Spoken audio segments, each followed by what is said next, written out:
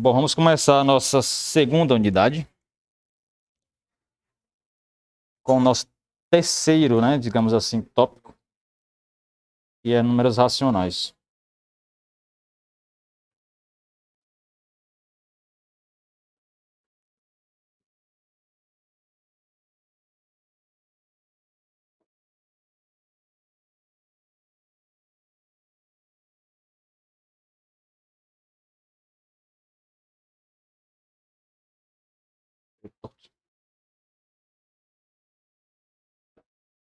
Bom, o roteiro aqui ele se mantém, né, em relação aos dois últimos, naturais e inteiros. Precisa primeiro definir formalmente o que são os racionais e, obviamente, mantendo a intuição que a gente tem sobre eles. E falar das operações, propriedades, relação de ordem, tudo aqui se mantém. Bom, nesse começo aqui eu vou pedir colaboração de vocês. Em que sentido? Vamos definir juntos. Porque eu acho que a gente já está baseado no que a gente já viu. A gente já tem meio que a semente ali, né, de que como poderia ser definido. Basta a gente, né, pensar um pouquinho assim sobre o que a gente entende de números racionais e depois colocar no contexto que a gente possa usar o que a gente já fez até o momento, que foi números inteiros. Intuitivamente, números racionais, como defini lá na escola, são números assim, né? Frações, né? Meio.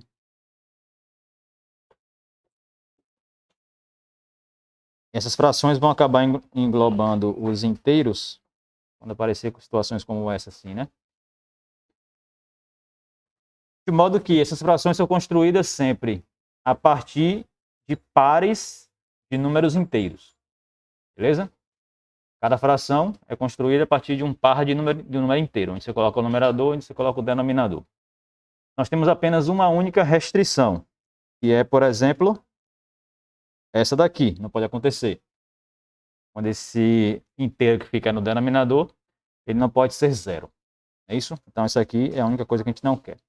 Então, lá em cima a gente pode escolher qualquer inteiro, embaixo a gente pode escolher qualquer inteiro diferente de zero. Né? Então, começa por aí. Então, construir números racionais, vamos precisar de dois inteiros, um par de inteiro.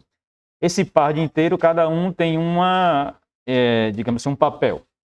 Então, é um par ordenado. Ou seja, tem que saber quem é o de estar em cima aqui no caso da nossa representação. Ou seja, o primeiro ali, sei lá. E quem é o segundo. Ou seja, quem vai ser o numerador e quem vai ser o denominador. Beleza? Porque, por exemplo, essa fração aqui que está aqui era diferente dessa, né? Então, a ordem ali é importante. Então, temos um par de inteiros. Tem que ter uma ordem estabelecida, cada um tem o seu papel.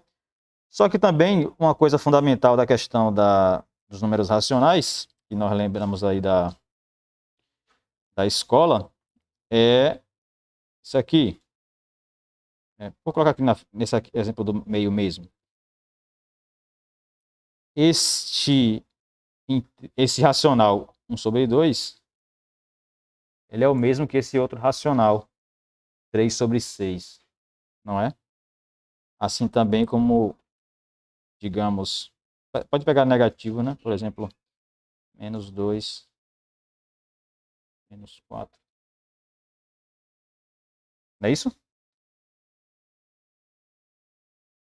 Então, escrever um racional, precisaremos de dois inteiros, com uma ordem ali para dizer quem é que vai representar o numerador, quem vai ser o denominador.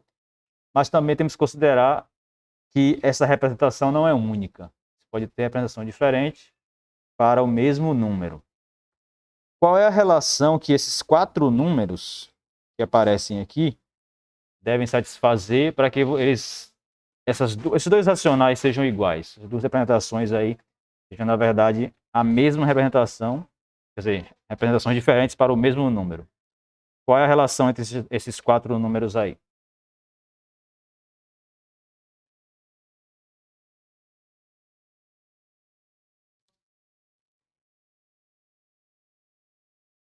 Esse daqui vezes esse tem que dar o mesmo resultado que esse vezes esse. Perceba, ó.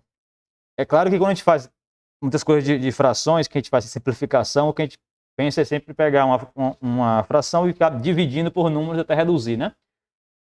Só que, claro, o que ele falou ali é a maneira que você tem que seguir, visto que você não tem essa ideia de divisão dos inteiros, né? Que é onde você está pegando como base. Então, você não vai poder falar são iguais se você vai pegar ali, existe um número ali que dividido e tal, porque você vai colocar um contexto de divisão e provavelmente fugir do âmbito ali dos inteiros. Então, estamos praticamente entendidos aqui. Vou ver aqui, já vou começar a escrever já, viu? Que vocês já estão com a definição na cabeça. Falta agora só formalizar.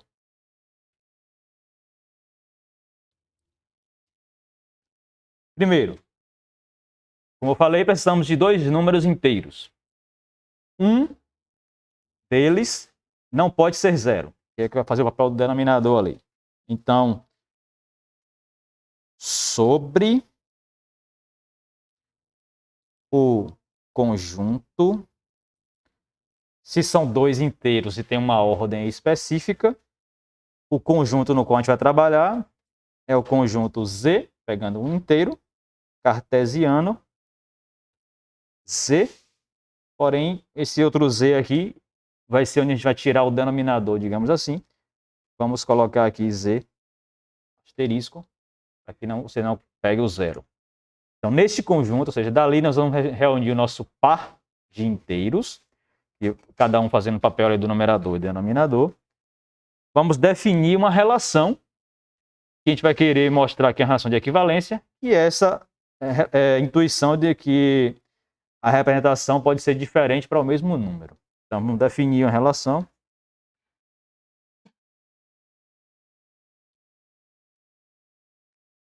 Definimos a relação. Vou chamar de tio mesmo.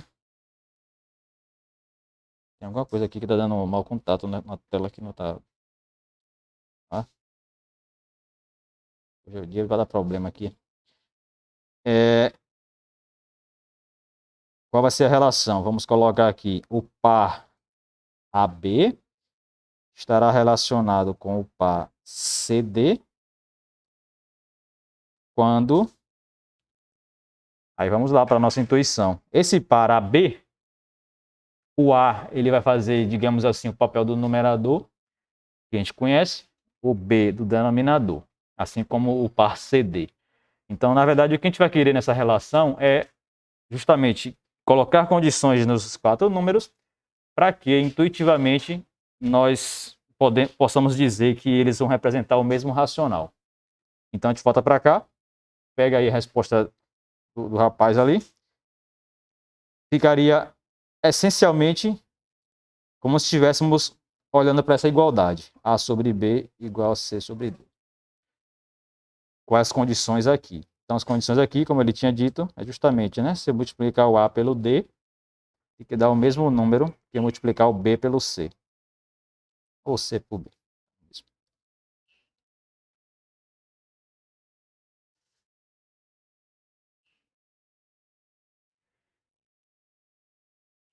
Então, a relação é né, o primeiro primeiro de um vezes o segundo do outro, tem que ser igual ao segundo, né? De um vezes o primeiro do outro. Como?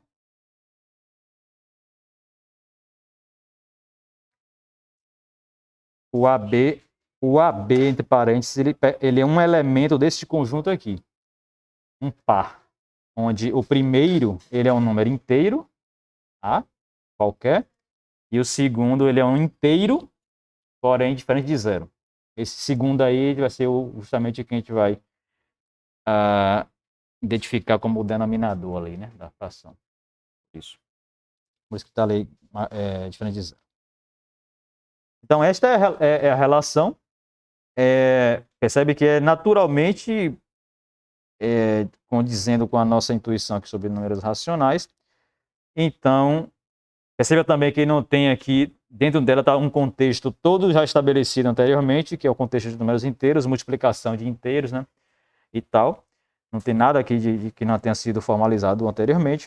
Então, o que nos resta agora é, primeiro, esta relação, para que a gente possa seguir aqui a definição, precisa ser uma relação de equivalência, ou seja, precisa ser reflexiva, transitiva e simétrica, porque você precisa definir um conjunto quociente, igual a gente fez lá para os inteiros, de modo que você consiga, nestas relações aqui, AB relacionado com CD e tal, reunir todos os pares que estão relacionados entre si e chamar tudo isso aí de um racional. Que vai ser tipo assim, a fração, né? Uma fração vai ter ali uma infinidade de maneiras de se representá-la, e essa infinidade de maneiras, os números, né, que aparecem em cima e embaixo, todos estarão relacionados nesse contexto. Você traduzir aqui para este contexto. Então, essa relação é uma relação de equivalência.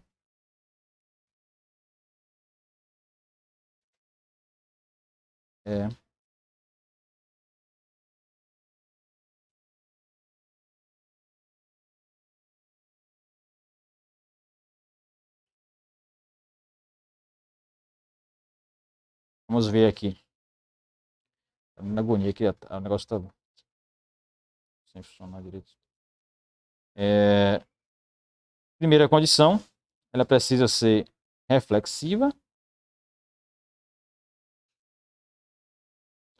Isso quer dizer o quê? Que o elemento qualquer do conjunto precisa estar relacionado com ele mesmo. Só que isso aqui é meio direto, porque a relação, qual é a relação? Você precisa pegar o primeiro daqui e multiplicar pelo segundo daqui, e depois comparar com o produto desse segundo com esse primeiro e ver se está a mesma coisa. Só que um vai ser A vezes B e o outro vai ser B vezes A. Dá o mesmo resultado, né?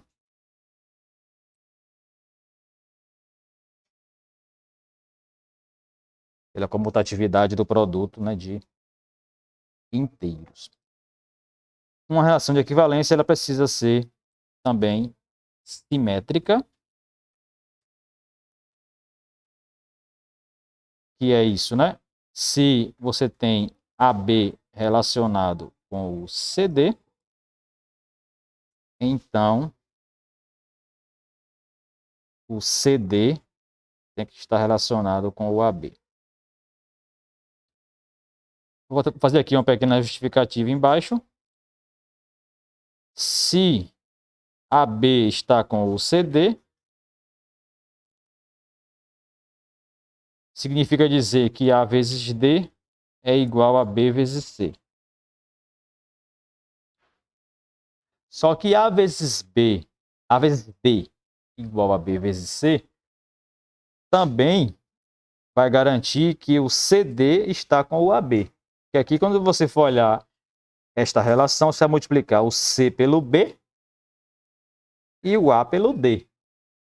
Que é a mesma coisa que está aqui, apenas trocando de ordem os fatores e trocando também de lado, né, na igualdade, né? Então, isso daqui é a mesma coisa, só reescrevendo, se quiser colocar naquele contexto, igual de lá, né? C vezes B igual a D vezes A, o que implica que o par CD está relacionado com o par AB. Por último, uma relação de equivalência precisa ser transitiva.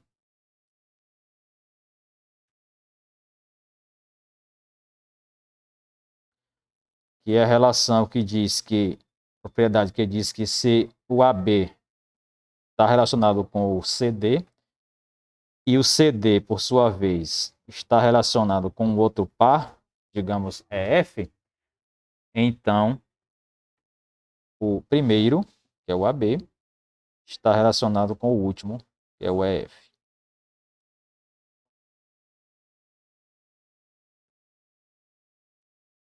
Essa relação transitiva, né? Você tem 3 elementos do conjunto.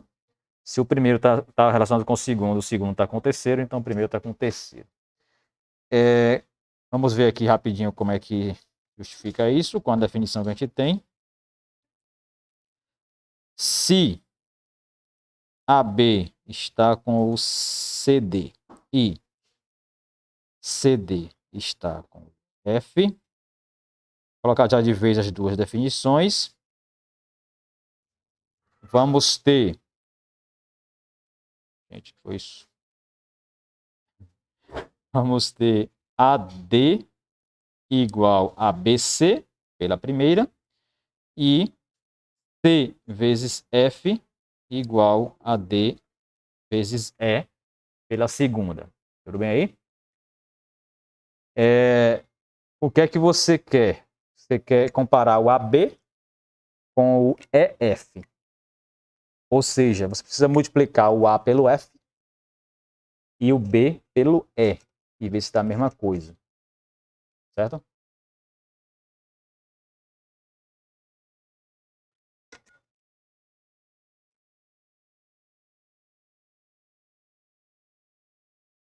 Então, usando essas duas equações aí de cima, precisamos fazer aparecer A vezes F e também o B vezes E. Querendo mostrar que eles são iguais, que é o que vai garantir essa relação aqui de baixo, né? Essa daqui. É isso? Como é que a gente faz isso, então? Vamos olhar para o que a gente tem.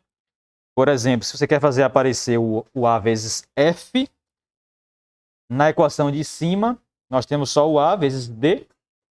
O máximo que você poderia fazer é multiplicar por F. Fazer aparecer o A vezes F ali. Ou então, na de baixo, que tem o F, mas não tem o A, você multiplicaria por A. Aparecer o A vezes F. Basicamente a única coisa que a gente tem a fazer. Vamos fazer. Se der certo, ótimo. Se não deu certo, não é ótimo. Tá pensando em outra coisa. Então, isso aqui implica essa igualdade. Como produto de... Já fizemos as propriedades para inteiros, né? Produto é comutativo, associativo. Dá para a gente multiplicar o F dos dois lados e reorganizar. Colocar o F na esquerda, no meio, etc, né? Ele dá no mesmo. Então, já vou colocar aqui meio organizado. O F junto com o A. E o D que tinha lá. Do lado direito, vai ficar B vezes C, que já tinha, vezes F. B vezes C vezes F. Então, apareceu aí o nosso A vezes F. Nós queríamos também o B vezes E. O B, nessa equação aí, ele aparece, mas não aparece o E. Se você quisesse, você poderia multiplicar pelo E. Dos dois lados. É um caminho.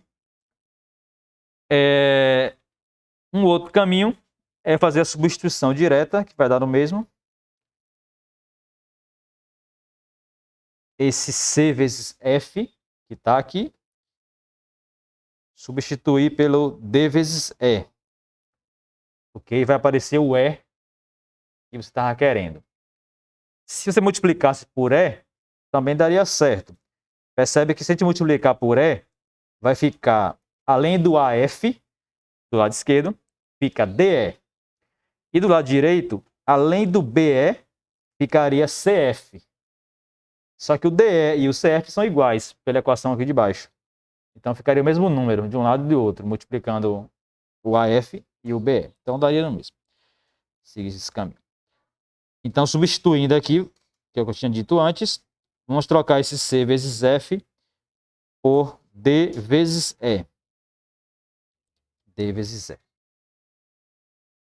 Então, o A vezes F, que a gente queria, apareceu ali, multiplicando D.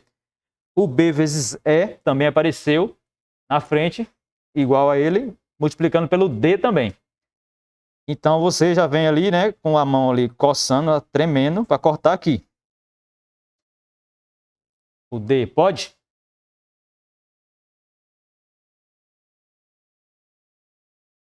Pode, gostei da coragem, porque sempre falta uma coragem na hora de falar isso nessas aulas, né? Curso de fundamental tem essas coisas, né? Você pergunta 2 mais 2, aí fica um silêncio, ninguém quer responder 4, porque pode ser que não seja.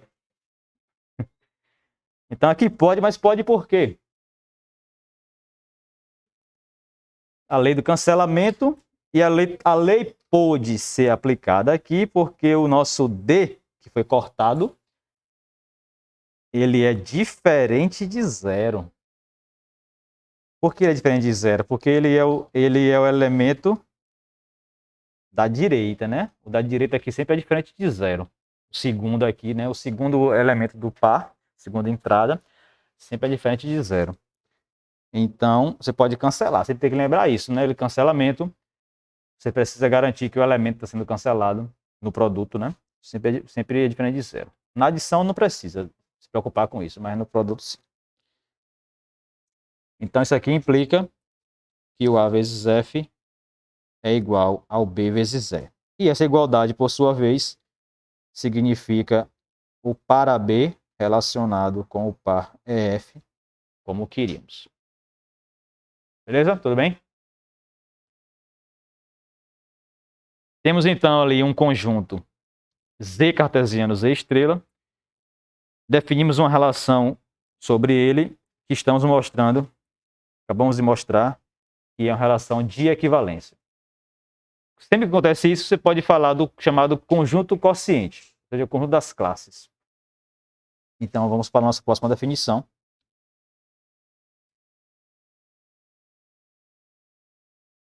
Definição. O conjunto é quociente. Quociente é o quê? Z. O conjunto original, esse aqui, a notação que a gente usa, né? É o símbolo do conjunto que você está fazendo na relação. E bota aqui, tipo assim, uma barrinha, como se fosse uma espécie de divisão. O símbolo que você usou para a relação. Que a gente usou aqui, no caso, o símbolo útil, né? Então, o conjunto quociente será chamado conjunto dos números racionais.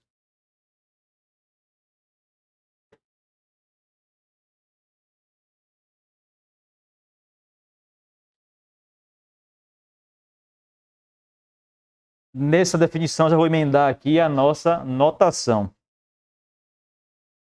Escreveremos. Vou colocar o símbolo aqui primeiro, né? Racionais, o símbolo será esse. Para o conjunto. E para os elementos desse conjunto, ou seja, para as classes de equivalência,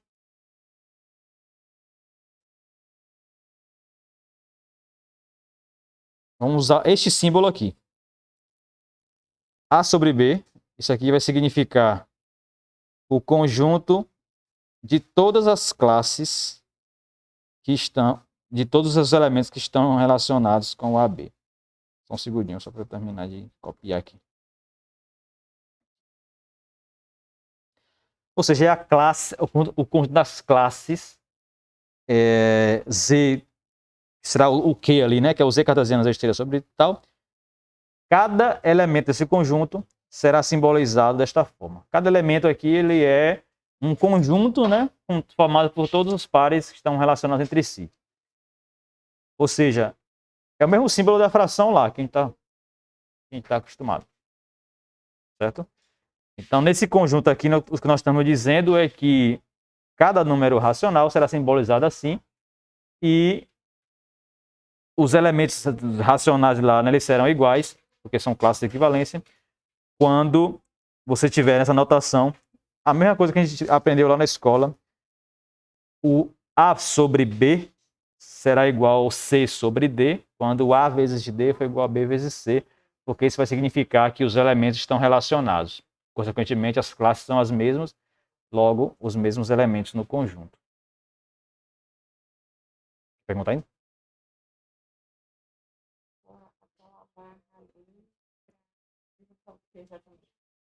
Aqui no esse aqui?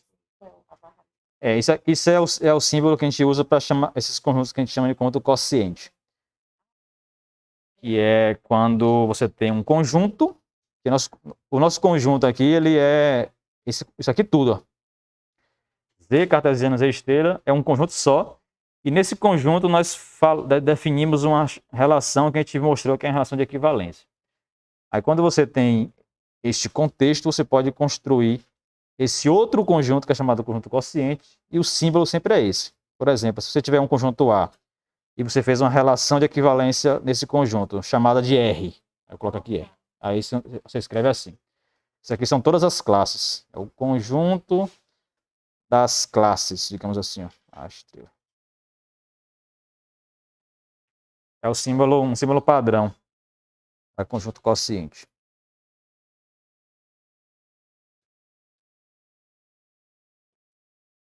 Então, já para a gente adiantar aqui, temos aqui a nossa identidade fundamental, né? Para as frações. Só que nesse caso aqui, lembra que a fração, isso aqui vai ser um símbolo, né? A sobre B, um símbolo que significa o conjunto de todos os pares que estão relacionados entre si, relacionados a esse par AB, né? Segundo essa relação de equivalência.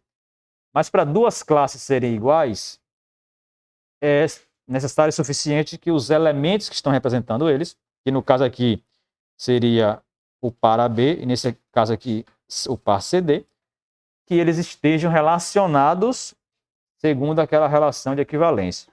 Então, na verdade, isso aqui se traduz da mesma maneira que a gente tinha feito antes. O A multiplicado pelo D tem que ser igual ao B multiplicado pelo C. Porque isso vai garantir que esses pares estão relacionados e, consequentemente, as classes são as mesmas. Ou seja, o mesmo elemento.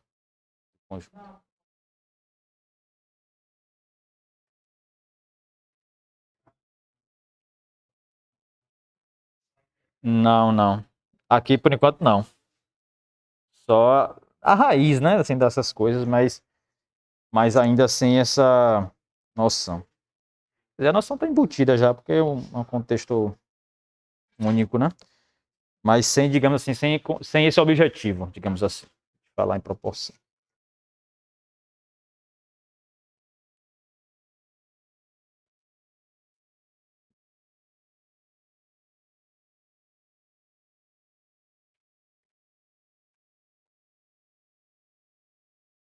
Razão em proporção, regra de 3, né? Você sabe que vocês, espero eu, né, que a maioria aqui, ou pelo menos todos, se formem e vão ensinar, ou seja, não mude de ramo. Então, se forem ensinar lá no ensino básico, for ensinar essa questão de proporção, essas coisas, vocês vão perceber que a gente teria um mundo muito melhor se todo mundo soubesse a regra de 3, né? E não é muita matemática que você precisa para a vida, não, né? Mas a regra de 3 é uma das fundamentais e quase ninguém sabe fazer uso, né? Na prática, né?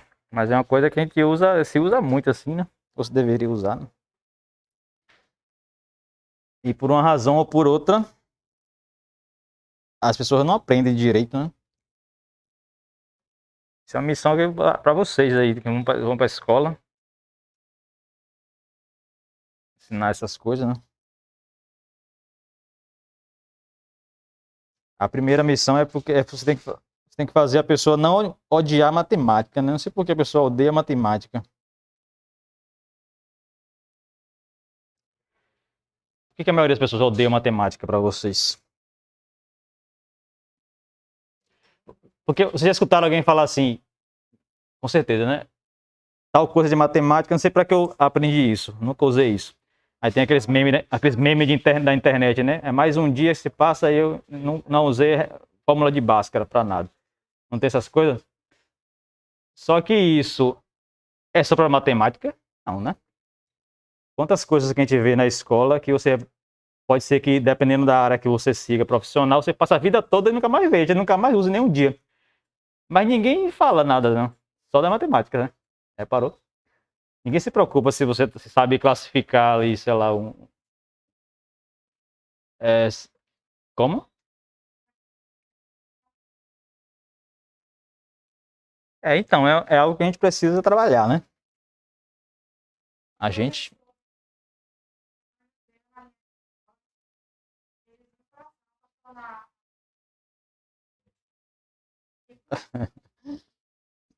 Então, nossa missão é mudar, virar o jogo, né? Porque a matemática não vai deixar de ser importante, né? E quanto mais se passa, ela está se tornando mais importante ainda, né? Especialmente depois, essa era mais moderna de tecnologia.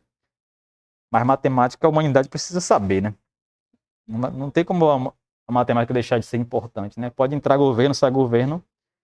Tira a filosofia, tira a sociologia, bota educação moral e cívica. Vocês nunca nem ouviram falar nesse negócio. Da época da ditadura. Bota essa disciplina, bota não sei o que, não sei o que. Isso é importante, isso não é. Bota inglês, não, bota francês, tal, tal, tal. Mas uma coisa que nunca vai mudar é ter língua portuguesa e matemática, né? E é duas coisas que a gente tem tanta urgência e tão pouco se aprende, né? Língua portuguesa tá um desastre, né? Porque matemática todo mundo fala, né? Mas língua portuguesa é um desastre, né?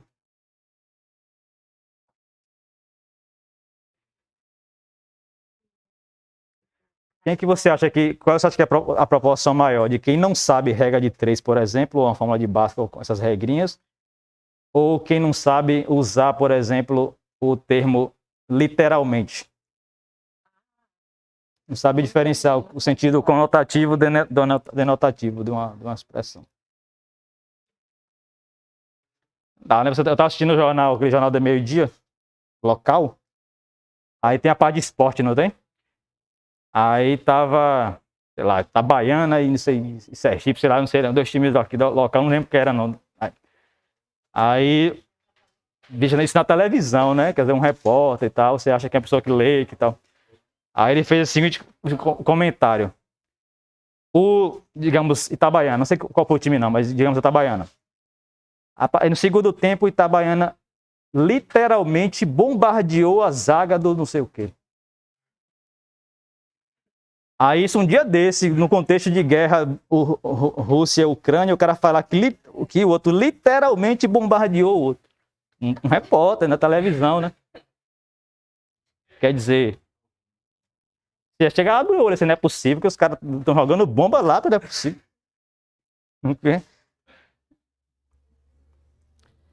Mas tá pior. Eu acho que português tá pior que matemática ainda, né?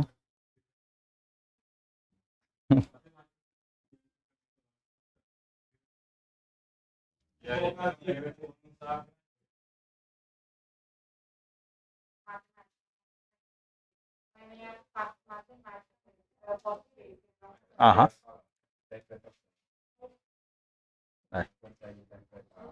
Mas a gente tem muito disso, assim, por exemplo, você escreve, a gente sempre tem um cuidado muito grande em escrever em matemática, porque você precisa de um sentido único para as coisas, então as coisas têm que estar bem definidas, o texto tem que estar o mais, né, assim, o mais enxuto, para que você não tenha, assim, problema de interpretação e tal. Mesmo assim, você tem uma frase que é mais ou menos óbvia ali, mas o aluno não consegue entender aquele contexto, porque aquela frase, para ele, não está muito clara a frase. A frase ali, ó, isso aqui é isso, isso, isso e isso. Aí o aluno fala, professor, não entendi, mas não tem o que entender, é a frase, é só ler a frase está dizendo o que é aí, não tem mais outra coisa não para ser falado.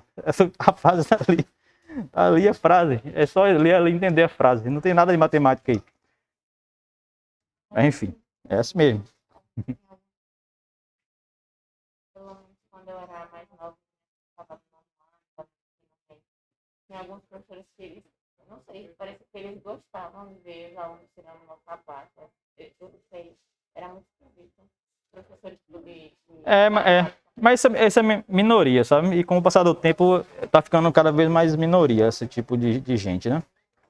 Não só na escola básica, mas na própria universidade existem perfis assim, mas ainda é minoria.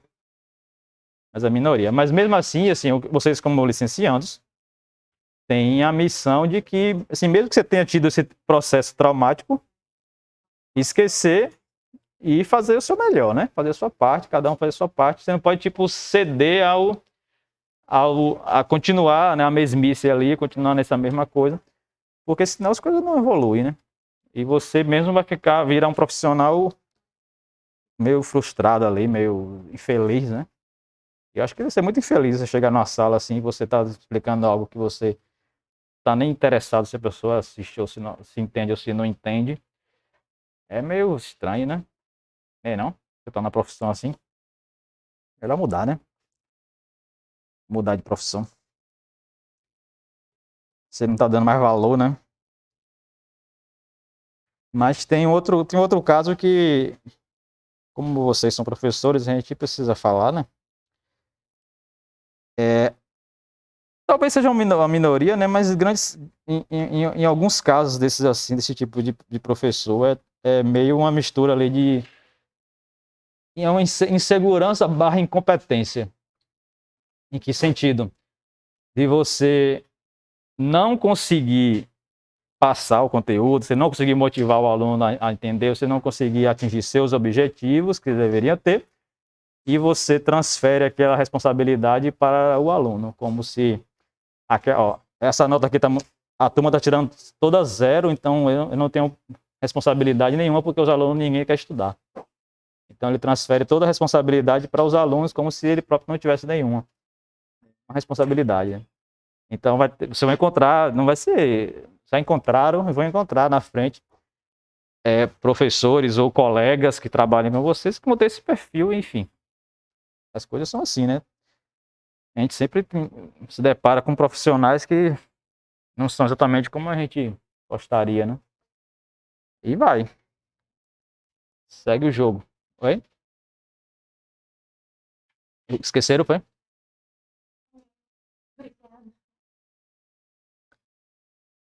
Mas o que eu estou querendo dizer com relação a isso, a vocês em particular, é que assim, vocês têm que sempre se manter motivados, né? Como professores, tem que vir empolgado para dar aula, tem que vir.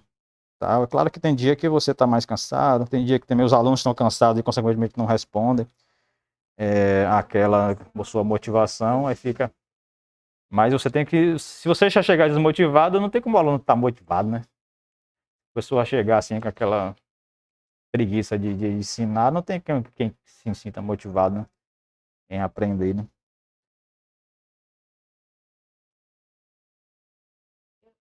Não tem realização racionais, né? Em relação a. Se eu tiver um tempo depois, eu queria que o senhor corrigisse a última questão da prova sobre o que você tem uma dúvida. A prova de quê? A última prova sobre o interesse, eu queria fazer uma pergunta em relação a A prova, eu esqueci de falar da prova, né?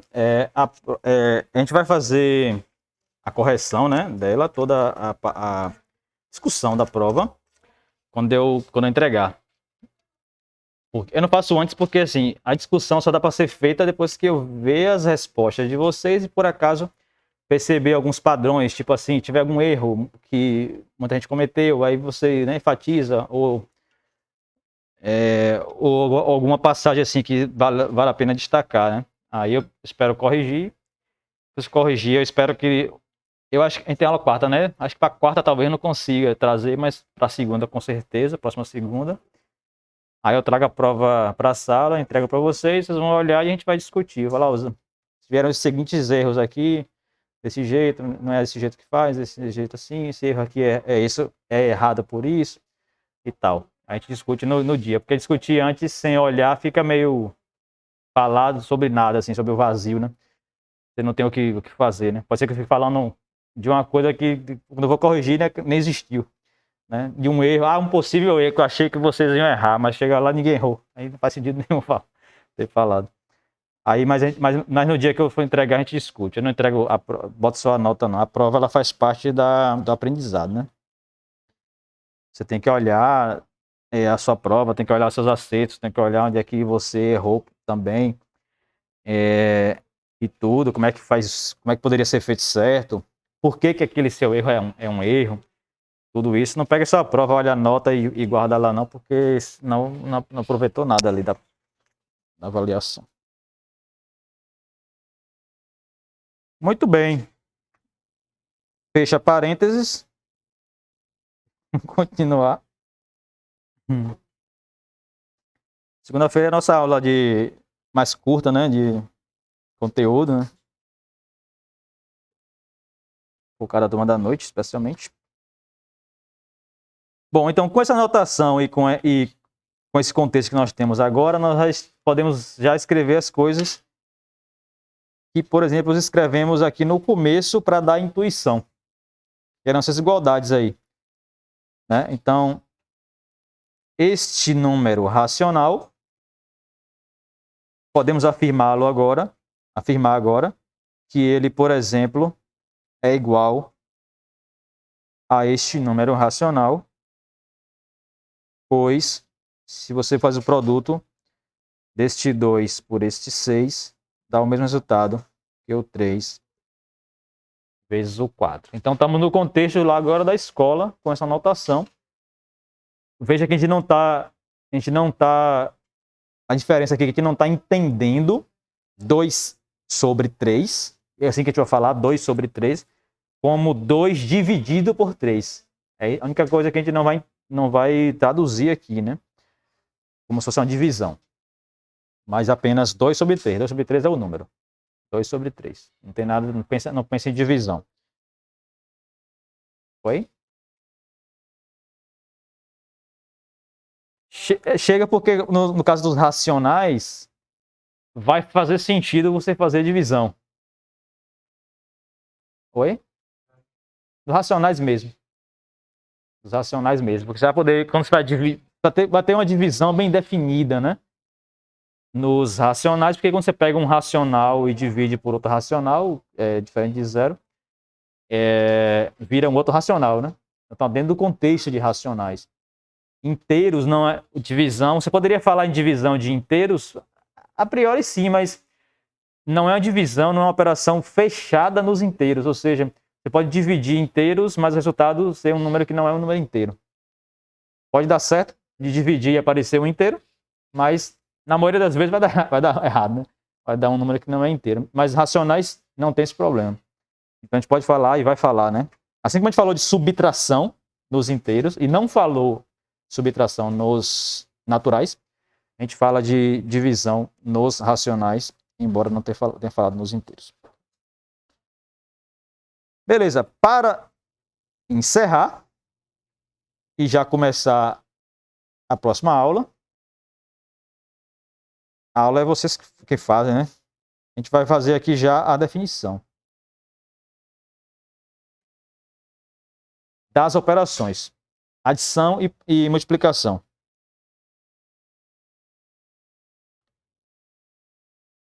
Então, a adição e a multiplicação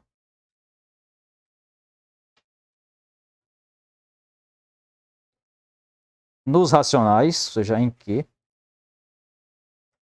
não, são, falando as duas, né? Depois desse discurso que eu falei de português aqui, não posso errar uma conjugação de verbo dessa, né? São definidas, são literalmente definidas.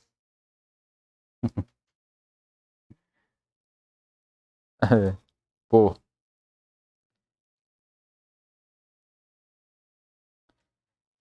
A sobre B mais C sobre D. Me digam aí qual é o resultado que a gente pode colocar aqui para definir, para ser uma definição. E também o produto, A sobre B vezes C sobre D. 2 pontos igual, 2 pontos aqui, né? 2 pontos antes do igual aqui, a esquerda do igual. Quer dizer que o que vai vir aqui à direita é isso por definição. Vamos o de baixo é mais fácil, né? O de baixo. Como? B vezes D? Não, o começo. Então olhando de baixo, a multiplicação. Ah, tá, entendi agora. Entendi. Agora que eu entendi que vocês estavam olhando a parte de baixo da adição. Não, tô falando a operação de baixo, que é a multiplicação, ela é mais fácil, né? A gente colocar. Vamos começar por ela, pela multiplicação. A vezes C, B vezes D. Então essa vai ser a definição de de multiplicação de produto nos racionais que a gente vai usar a mesma que a gente conhece. No caso da adição,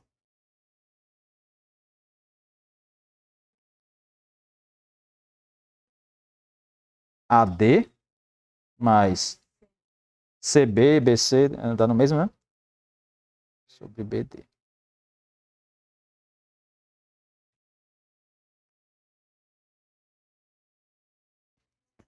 Então, essa é a definição que você usa, ou poderia usar, né, em qualquer situação. Às vezes a gente dá uma simplificada nas contas, mas é o que vai funcionar em todos os casos. Claro que na escola a gente tem sempre a mania de forçar que se escreva a fração sempre na forma irredutível, né, mais simplificada possível. A gente meio que força a nossa aluna, por exemplo, quando vai somar frações, sempre tirar o mínimo dos denominadores, mas na verdade você não precisa tirar o mínimo, né? Você precisa, digamos assim, naquele contexto de lá, você precisa reduzir a um denominador comum, né? Porque é intuitivo, a partir da fração, intuitivo você ter assim, por exemplo, 4/5 e você somar com, digamos, 3/5, você perceber que o resultado vai ser 4 mais 7/5. É intuitivo naquela fase inicial que a gente aprende fração, naquela coisa como se você tivesse pego ali uma pizza de 5 fatias, dividiu a pizza em 5, né? Aí você pegou aqui a quarta parte, ou 4 pedaços, né? Então, se você pega... Então, fica meio que equivalente se você tiver a mesma divisão, o mesmo denominador aqui, porque você está pegando partes... Cada pedaço ali tem o mesmo tamanho, digamos assim. Então, você tem 4 pedaços iguais e somou com 3 pedaços iguais, digamos assim. Então, ficou com 7 pedaços iguais. Então, quando tem o mesmo denominador, é mais ou menos intuitivo você aceitar, independente da definição, né, que se coloque, que você vai somar ali os numeradores. E quando eles são diferentes, 4/5 com 6 não. 2/3, por exemplo. Ou seja, aqui você tem uma maneira, tem uma forma diferente de divisão ali, né? Dividiu em 5 partes iguais, outra dividiu em 3 partes e tal. Mas dá para você sempre colocar no contexto assim, meio físico mesmo, de divisão em partes iguais, mas você precisa achar uma divisão comum que você possa representar 4/5, ou seja, 4 partes quando você divide ele em 5 iguais, e relacionar com 2/3, ou seja, você dividiu em 3 partes iguais e pegou 2. Como você dividiu em 5 partes iguais aqui, e aqui dividiu em 3 partes iguais, então a comparação aí não é imediata, você precisaria dividir num número comum de partes e ver quantas partes você pegaria, por exemplo, nessa nova divisão, para que a quantidade final seja a mesma que essa daqui. E quantas partes você deveria pegar para que o total fique a mesma coisa que o 2/3. E esse número de divisão ali, ele precisa ser, obviamente, um múltiplo comum do 5 e do 2. Do 3, quer dizer, os denominadores. Um múltiplo comum. Não precisa ser o mínimo múltiplo comum.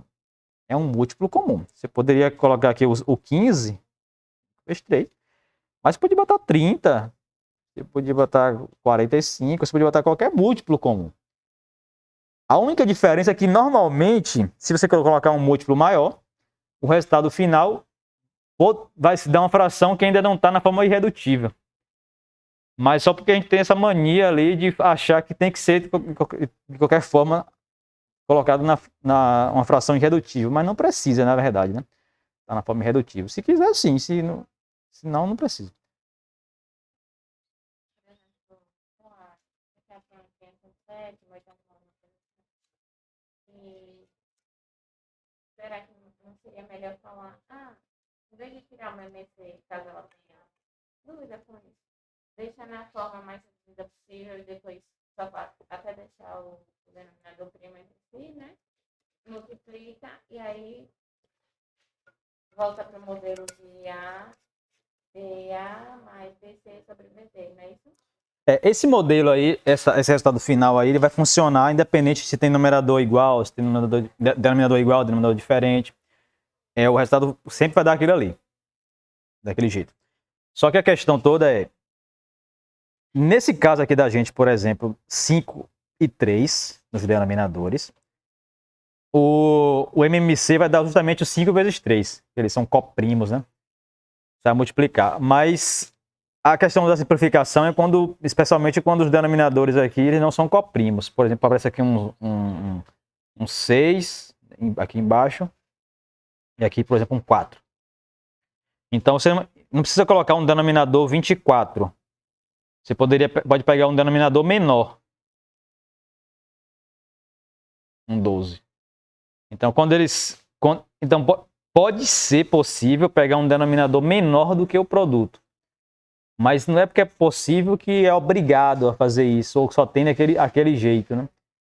Porque a gente fica muito viciado assim. Como é que são as frações? Não, tira o MMC. Como se fosse a primeira coisa que tem que fazer, a regra número 1. Não é. Essa não é a primeira regra.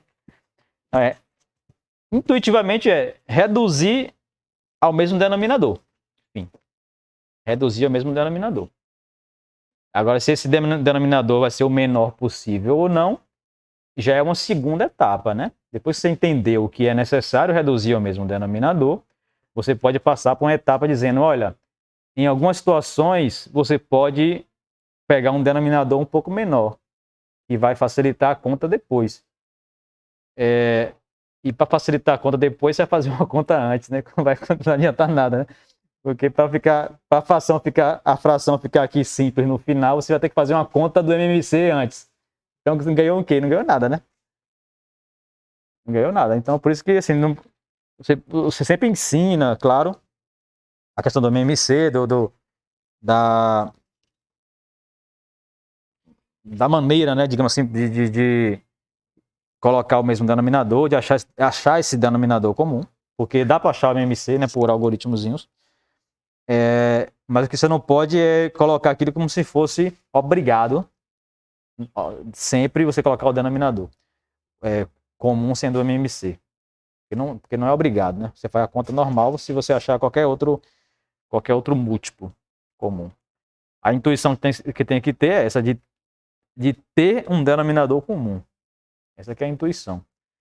Mas nunca colocar assim. Eu acho que é ruim como a gente aprende umas coisas muito assim determinadas de uma forma que parece que só tem aquela maneira e aquilo ali. Aí fica uma coisa muito memorizada, uma coisa que você não entende por que está sendo feito.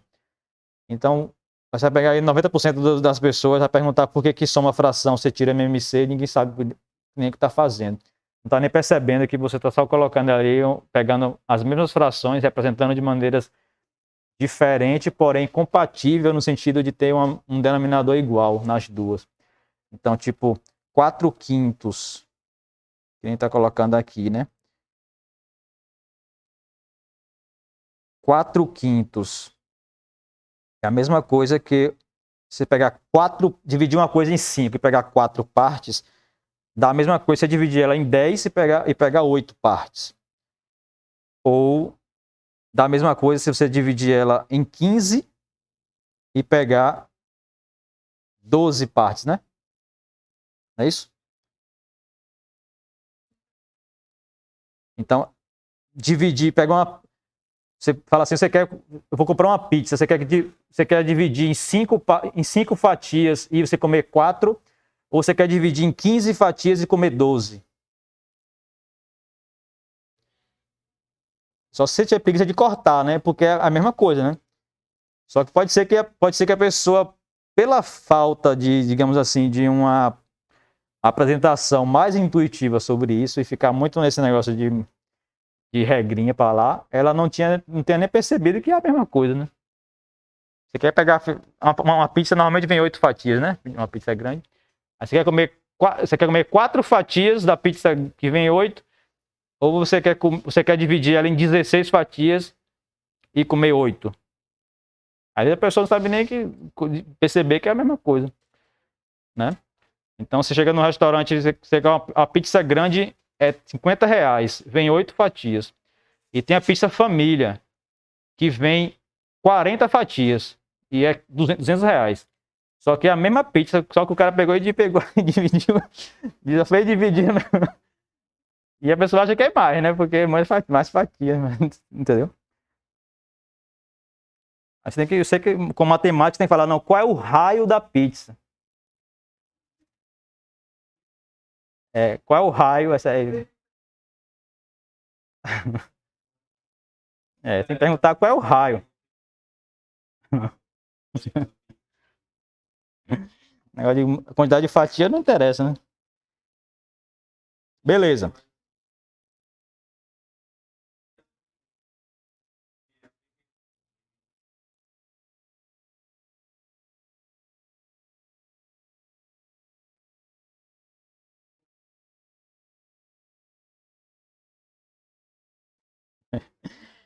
Matemática tá em todo lugar, né? Bom, como vocês já devem estar imaginando aqui, como a gente está seguindo mais ou menos o mesmo caminho em todos os tópicos, os conjuntos até agora, né? Tem uma definição, precisamos. Qual é o roteiro? Por estarmos aqui tratando de um conjunto quociente, de modo que os elementos são classes de equivalência, ou seja, as nossas frações, digamos assim, são representadas de uma maneira, uma de possibilidades infinita, né, de representações. Primeira coisa é perceber, na verdade provar, né, que essas operações estão bem definidas. Ou seja, se você usar essa definição e somar 1/2 mais 3/4 e usar essa definição, tem que dar o mesmo número racional. Se você pegar, por exemplo, usar a mesma definição e pegar, por exemplo, sei lá, 4/8 e somar com 6/8 não, para não ficar a mesma coisa. Por 3, 9/12. Então, usando essa definição, aqui ficaria 1 vezes 4 mais 2 vezes 3 sobre 2 vezes 4. Isso aqui vai dar 4 mais 6, 10/8. E nessa definição aqui ficaria 4 vezes 12, 48, mais 8 vezes 9, 72, dividido por 96, né? Vai dar quanto aqui?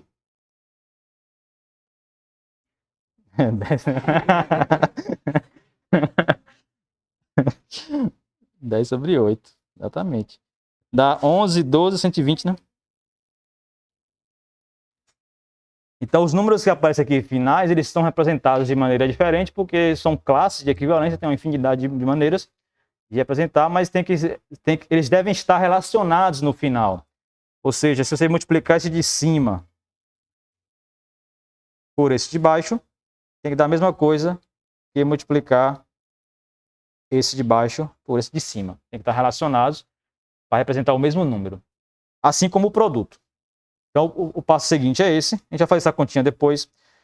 É um pouquinho chato fazer essas continhas, mas não é tão difícil. E, além disso, além de mostrar que está bem definido, precisamos ver as propriedades. Ou seja, quais propriedades essas operações têm. Vamos ver que a gente vai herdar todas as propriedades boas lá dos naturais inteiros, comutatividade, associatividade, distributividade, tal. E vamos ganhar uma propriedade a mais ainda, que nos inteiros não tinha, que é essa questão de termos um inverso multiplicativo. Né? Para cada número não nulo, racional não nulo, existe um outro que multiplicado por ele dá 1. Né? Isso a gente não tinha lá nos inteiros. E aqui vai ser a grande diferença, a grande vantagem dos racionais comparado com os inteiros. Beleza? Os racionais vão ser... Você já estudou as algébricas? Ainda não, né? Vamos para lá. Na turma da noite tem uns 2 alunos, eu acho, que estão fazendo agora, simultaneamente. Aí, inclusive, tem duplicidade de conteúdo, né? essa parte que eu estava fazendo agora de aritmética, a gente estava vendo lá também. Estou vendo de duas maneiras. De duas maneiras. O alemão é bom, né? Mas lá nas estruturas algébricas vocês vão acabar percebendo que esta propriedade que eu falei agora do inverso multiplicativo, ela vai ser essencial para mudar, né? E para classificar o conjunto. Os inteiros é classificado como um anel, né? A estrutura dos inteiros. Enquanto os racionais um corpo, assim como os reais. Isso é uma vantagem muito grande algebricamente. Beleza. A gente tem tempo, obviamente, mas por causa da turma da noite, esse conteúdo é o mesmo que eu vou dar para lá. Então a gente vai parar por aqui mesmo, para também não ficar muito carregado. E a gente continua com as propriedades na próxima aula. Na quarta. Quando for na segunda, a gente fala de relação de ordem. Igual. Ah? E a prova. A prova não demora muito, não. Pra gente olhar. Mas é um motivo para você vir para aula, a pessoa vir para aula. Pegar a prova.